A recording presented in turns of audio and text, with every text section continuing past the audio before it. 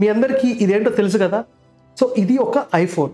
So ఇలాంటి ఒక 10 iPhones కాస్ట్‌తో ఒక మిలిటరీ ఆపరేషన్ చేస్తే ఒక కంట్రీ ఎంతవరకు అవతల కంట్రీని డ్యామేజ్ చేయగలదు? Any guess? రీసెంట్‌గా ఉక్రెయిన్ ఇలాంటి ఒక ఆపరేషన్ కండక్ట్ చేసింది. 10 ఐఫోన్స్ కాస్ట్ అంటే $10,000 కూడా లేని ఒక కాస్ట్ చేసిన ఒక మిలిటరీ ఆపరేషన్ చేస్తే రష్యా మీద, రష్యాకి $7 బిలియన్ అంటే ఇండియన్ కరెన్సీలో ఆల్మోస్ట్ 60,000 కోట్లకు పైగా నష్టం వచ్చిందనమాట. సో ఇలాంటి ఆపరేషన్ పేరే మనకి ఆపరేషన్ స్పైడర్ వెబ్ అని పెట్టారు. ఇది బాగా ఈ మధ్య ట్రెండింగ్ అండ్ వైరల్ అవుతున్న టాపిక్. దీంట్లో ఏంటంటే ఆపరేషన్ స్పైడర్ వెబ్‌లో మనకి రష్యా యొక్క హింటర్‌ల్యాండ్ ఉంటది కదా. అంటే రష్యా యొక్క సైబీరియన్ ప్రాంతం, అదేవిధంగా రష్యా యొక్క నార్త్ ఆఫ్ రష్యా మనకి ఏవైతే స్వీడన్ పక్కన ఉంటుందో ఆ ప్రాంతం, మాస్కో దగ్గర ఏదైతే మనకి రష్యన్ ఎయిర్ బేసెస్ ఉంటాయో ఆ యొక్క ఎయిర్ బేసెస్ దగ్గర ఈ ఆపరేషన్ కండక్ట్ చేయడం జరిగింది.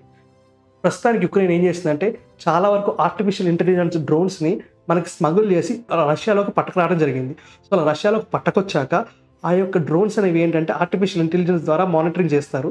సో ఆ డ్రోన్స్ అనేవి మనకు అక్కడ ఎయిర్ ఫీల్డ్ ఉంటుందో అక్కడ స్ట్రాటజిక్ న్యూక్లియర్ బాంబర్స్ ఉన్నాయి రష్యాకి. Strategic nuclear bombers. ఈ స్ట్రాటజిక్ న్యూక్లియర్ బాంబర్స్ మన ఇండియా దగ్గర ఒక్కటి కూడా లేవు. కానీ రష్యా దగ్గర ఇలాంటి 40-50కి పైగా ఉన్నాయి.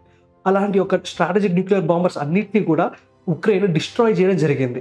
ఇది ఎప్పటి నుంచో కూడా యుక్రెయిన్ 1.5 ఇయర్ నుంచి ప్లాన్ చేసుకొని కూర్చుందనమాట. సో అమెరికా నుంచి గ్రీన్ సిగ్నల్ రాకపోవడం వల్ల చాలా పేషెంట్‌గా ఇన్ని రోజుల నుంచి వెయిట్ చేస్తా కూర్చుంది. కానీ ఇప్పుడు రీసెంట్‌గా ఎప్పుడైతే డొనాల్డ్ ట్రంప్ గారికి, మనకి పుతిన్ గారికి మధ్య ఈ యొక్క ఏదైతే మనకి టాక్స్ అనేవి ఫెయిల్ అయ్యాయో అప్పుడు యూఎస్ఏ దీనికి గ్రీన్ సిగ్నల్ ఇవ్వడం జరిగిందనమాట. సో గ్రీన్ సిగ్నల్ ఇచ్చినామంటే ఉక్రెయిన్ ఈ ఆపరేషన్ కండక్ట్ చేసింది. అండ్ ఆల్మోస్ట్ మనకి ఏవైతే స్ట్రాటజిక్ బాంబర్స్ ఉన్నాయో వాటిని అన్నింటినీ కూడా డిస్ట్రాయ్ చేయడం జరిగిందనమాట. సో 40కి పైగా స్ట్రాటజిక్ బాంబర్స్ డిస్ట్రాయ్ అయ్యారని చెప్పి రష్యన్ రిపోర్ట్స్ చెప్తున్నాయి.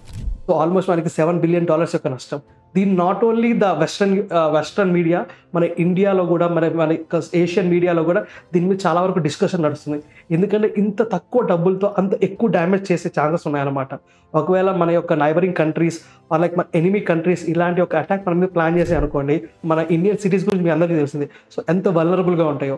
సో ఇలాంటి ఆపరేషన్ స్పైడర్ వెబ్కి మనం ఒకవేళ ఫ్యూచర్లో ప్లాన్డ్గా ఉండి మనం ప్రిపేర్ కూడా అయి ఉండాల్సిన పరిస్థితి వస్తుంది అనమాట.